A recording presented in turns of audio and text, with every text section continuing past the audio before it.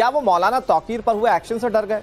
क्योंकि लोगों को यही लग रहा है जिस तरह से तौकीर रजा पर बरेली में भड़काने के आरोप लगे, उनकी गिरफ्तारी हुई, बरेली में बुलडोजर गरज रहे हैं, फ्लैग मार्च निकाला जा रहा है, पत्थर चलाने वाले, आगजनी करने वाले एक एक आरोपियों को स्कैन कर उन्हीं के तरीके से ट्रीटमेंट दिया जा रहा है। ऐसा कुछ ओवैसी सपोर्टर्स के साथ ना हो, क्या इस वजह से ही ओवैसी आगे बढ़ते बढ़ते रुक गए? मुझे नहीं पता, लेकिन सवाल तो उठ रहे हैं। कैसे क्या हुआ जिससे ओवैसी का पोस्टर कांड इस वक्त चर्चा में है? आपको सब कुछ समझाते हैं इस रिपोर्ट के जरिए।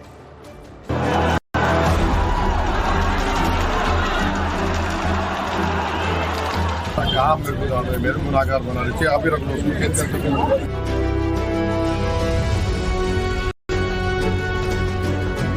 कितने शादीशुदा लोग अपनी बीवी पे हाथ उठाते, बोलो।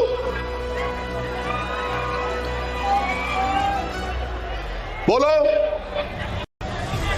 पोस्टर उठाना आसान है, खाली पोस्टर उठाने से मोहब्बत के दावे नहीं होते, अमल करना पड़ेगा।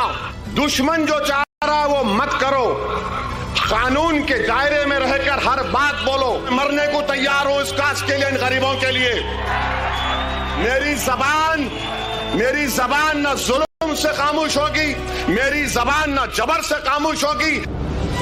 अरे ये क्या बैरिस्टर साहब, ये तौबा तौबा क्यों?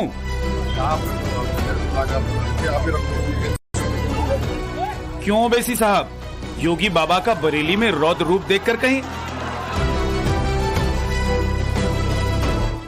क्यों हैदराबाद वाले भाईजान, तौकीर ट्रीटमेंट से कहीं? उम्मीद है ऐसा नहीं होगा, वो भी आपके जैसे सुलझे और पढ़े लिखे बैरिस्टर साहब से, क्योंकि पूरे हिंदुस्तान को कोई दिक्कत नहीं आई लव मोहम्मद कहने में।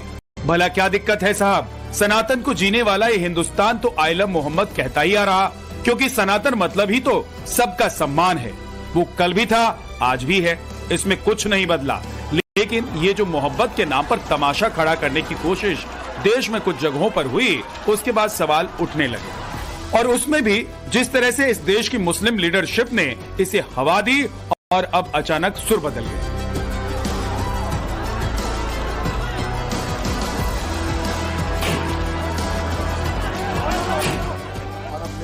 अचानक ऐसा क्या हो गया कि जिस आई लव मोहम्मद को लेकर ओवैसी फ्रीडम ऑफ रिलीजन की बात कर रहे थे, उनका फोटो फ्रेम लेने से भी इनकार कर रहे हैं। ऐसा क्या हो गया कि ओवैसी इस विवाद से खुद को दूर करना चाहते हैं? लेकिन पहली नजर में आपको ओवैसी के बदले सुरों पर यकीन नहीं हो रहा होगा, लेकिन इन तस्वीरों को देखिए, ये महाराष्ट्र के पुणे की हैं, जहां वहां कुछ युवाओं ने ओवैसी को आई लव मोहम्मद लिखा हुआ फोटो फ्रेम भेंट करना चाहा।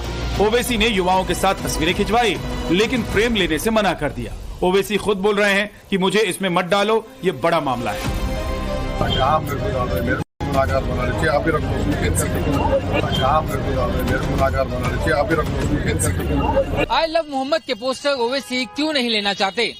जो ओवैसी लगातार फ्रीडम ऑफ रिलीजन की बात कर रहे थे, वो अब फोटो फ्रेम लेने से साफ मना क्यों कर रहे हैं? इतना ही नहीं, इससे एक दिन पहले इसी महाराष्ट्र के कोल्हापुर में ओवैसी ने पोस्टर लगाने वाले युवाओं को नसीहत भी दी। आई लव मोहम्मद के पोस्टर लगाने वाले युवाओं को उन्होंने लव का असली मतलब भी समझाया, लेकिन जब सामने से पोस्टर दिया गया तो ना बाबा ना। ये जो पोस्टर निकाला गया है नबी करीम सल्लल्लाहु अलैहि वसल्लम के बारे में, मैं नौजवानों को बोल रहा हूं,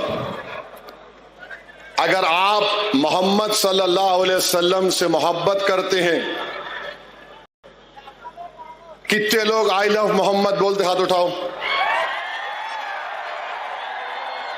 आप लोग पूरी 5 वक्त की नमाज पढ़ रहे हैं? सही सही बोलो, अल्लाह उसका रसूल देख रहा। झूठ बोलते या सच बोलते? कितने शादीशुदा लोग अपनी बीवी पे हाथ उठाते, बोलो।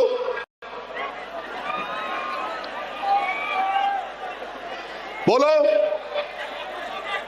पोस्टर उठाना आसान है, रसूल अल्लाह सल्लल्लाहु अलैहि वसल्लम ने हमारी उम्मत की माओं पर कभी उंगली तक नहीं उठाई। याद रखो, ये यमन में मालूम हुआ कि रसूलुल्लाह सल्लल्लाहु अलैहि वसल्लम के जंग उहद में या किसी में जंग में दांत शहीद हो गए, अपने पूरे दांतों को तोड़ लिए, ये दांत शहीद होगा, ये दांत, इसको बोलते इश्क। खाली पोस्टर उठाने से मोहब्बत के दावे नहीं होते, अमल करना पड़ेगा। तुमको बेखौफ होना पड़ेगा। तुमको देखकर शैतान भाग जाए ऐसा तुमको बनना पड़ेगा इंशाअल्लाह ताला। शैतान और उसके पूरे चाहने वाले, ये तबीयत को पैदा करो। इश्क किसको बोलते मेरे भाई? इश्क किसी को बोलते हैं? ओवैसी साहब, आप जो कह रहे हैं सही ही होगा, लेकिन ओवैसी यही नहीं रुके। ओवैसी कौम को संदेश दे रहे हैं कि सिर्फ पोस्टर लहराने से कुछ नहीं होगा। ओवैसी युवाओं को कौम की दीवार बता रहे हैं और समझा रहे हैं कि कानून के दायरे में रहकर अपनी बात रखो। बोलो, आपके घर की दीवार गिर गई तो क्या होता मालूम? लोग रास्ता बना लेते। तुम कौम की दीवार हो, अगर तुम गिर जाओगे तो जमाना रास्ता बना लेगा। कल जिम्मेदारी तुम पे आएगी इस कौम की क़यादत की। अपने अमल में, अपनी जिंदगियों में इनकलाब पैदा करो। यकीनन रसूल अल्लाह से मोहब्बत दुनिया की सब चीजों से ज्यादा करना। रहमतुल आलमीन की उम्मत है, हम रहमत के मज़ाहिरे करेंगे, जहमत के नहीं करेंगे। क्या करेंगे? हम रहमत के मज़ाहिरे करेंगे, जहमत के नहीं करेंगे। दुश्मन ये चाहता है कि तुमसे कानून तुड़वाए और तुमको, तुम्हारे ऊपर केसेस बुक कर दिए जाएं। दुश्मन जो चाह रहा है वो मत करो। कानून के दायरे में रहकर हर बात बोलो।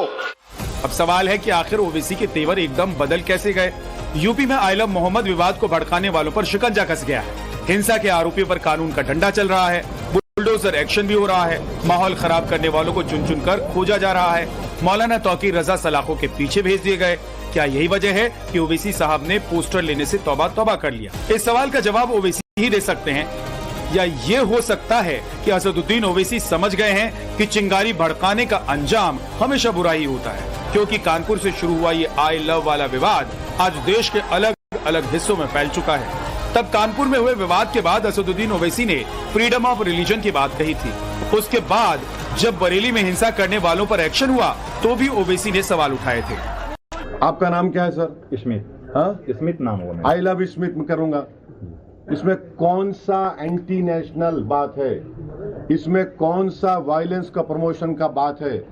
जब लव से लव आ रहा है तो उसमें आपको तकलीफ क्यों हो रही है? इसका मतलब आप लव के खिलाफ हैं। आप मोहब्बत को मानते ही नहीं है। वो मुगल आजम का एक गाना था, जिंदाबाद जिंदाबाद मोहब्बत जिंदाबाद, दोबारा प्ले करना पड़ेगा इन लोगों के लिए। देखिए, एक बात प्लीज समझिए, आर्टिकल 25 संविधान में क्या है? Freedom of religion. Uttar Pradesh के मुख्यमंत्री, बरेली का वाकया हुआ, बरेली का वाकया हुआ तो बोले हम सिखा दिए वो करे। अरे मुख्यमंत्री बाबा, वो फतेहपुर की दरगाह में गुंडे घुस गए। एक वली की दरगाह में गुंडे घुसकर दरगाह को, खबर को लाठियों से मार रहे थे। आपकी मुंह में जबान नहीं हिली। लेकिन अब UP police full action mode में है। बरेली के 2 गुनहगारों का पुलिस ने हाफ एनकाउंटर कर दिया। इदरीश और इकबाल नाम के दोनों आरोपियों के पैर में गोली लगी है। दोनों 26 सितंबर को हुई हिंसा में शामिल थे।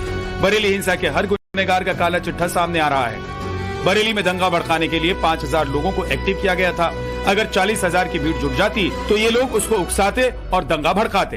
तौकीर की मंशा थी कि साल 2010 की तरह दंगा भड़काया जाए। एक तरफ असदुद्दीन ओवैसी मुसलमानों को समझा रहे हैं, कानून के दायरे में रहने की बात कर रहे हैं, लेकिन कुछ मौलाना इस विवाद को अभी भी तूल देने में लगे हुए हैं। जमीयत चीफ मौलाना महमूद मदनी ने इसे मुसलमानों के खिलाफ एक तरफा कार्रवाई बताया है। मौलाना मदनी तो सीधे कुर्बानी की बात कर रहे हैं। बरेली में पुलिस की कार्रवाई पर जमीयत उलेमाए हिंद के मौलाना महमूद मदनी ने एक पत्र जारी कर कहा, पैगंबर की शान और प्रशंसा में नारों और पोस्टर्स पर कार्रवाई घोर अन्याय है। पैगंबर के प्रेम में मुसलमान किसी भी बलिदान से नहीं हिचकिचाता। ये भड़काना तो सरकार ने भड़काया है असल में। सरकार कोई ना कोई ऐसी चीजें लाना चाहती है कि जिससे मुसलमान भड़के। इस तरह की ये मैं समझता हूँ एडमिनिस्ट्रेशन की, पुलिस की और सरकार की गंदी मानसिकता है कि वो कोई ना कोई बहाना तलाश करके मुसलमानों को टारगेट करता है और मुसलमानों को भड़काकर सड़कों पे लाना चाहता है ताकि ज्यादा से ज्यादा लोगों के खिलाफ कार्रवाई हो सके और सरकार को कुछ मौका मिले उनके खिलाफ कार्रवाई करने। इस पूरे मामले में विवाद और पुलिस एक्शन को लेकर सियासत भी तेज हो गई है। पुलिस एक्शन पर मोदी योगी विरोधी इसे 2027 के चुनाव से जोड़ रहे हैं। 27 का चुनाव है, चुनाव हारने का डर सता रहा है, इसलिए मुसलमान के ऊपर लाठी डंडा बुलडोजर गोली सब चलाने का काम हो रहा है। और ये जो नफरतें हैं, इन नफरतों के बुनियाद के ऊपर उन तमाम नाकामियों को छुपा करके चुनाव के एजेंडे को अपने चलाना चाहते हैं। तो ये सीधा सीधा खेल चल रहा है। दूसरे लोग तो रोजाना लिखते रहते हैं जय सिया राम, और जब भी कोई त्योहार आता है तो लिखते हैं, कौन मना करता है, हम तो उसका स्वागत करते हैं। लेकिन ये इसको एक कंट्रोवर्सी पैदा करके रोजाना मुसलमानों के खिलाफ कोई न कोई वावेला खड़ा करना है, इसलिए क्या है। अब सवाल है कि क्या विवाद को तूल देने वालों को असदुद्दीन ओवैसी से सीखना नहीं चाहिए? ओवैसी के बदले सुर क्या कानून का डर है या फिर इसमें भी सियासी चाल? Bureau report, times now, Navbharat. और आगे आपको दिखाने जा रहे हैं पीओके में जारी प्रदर्शन पर पूरा अपडेट, बने रहिए।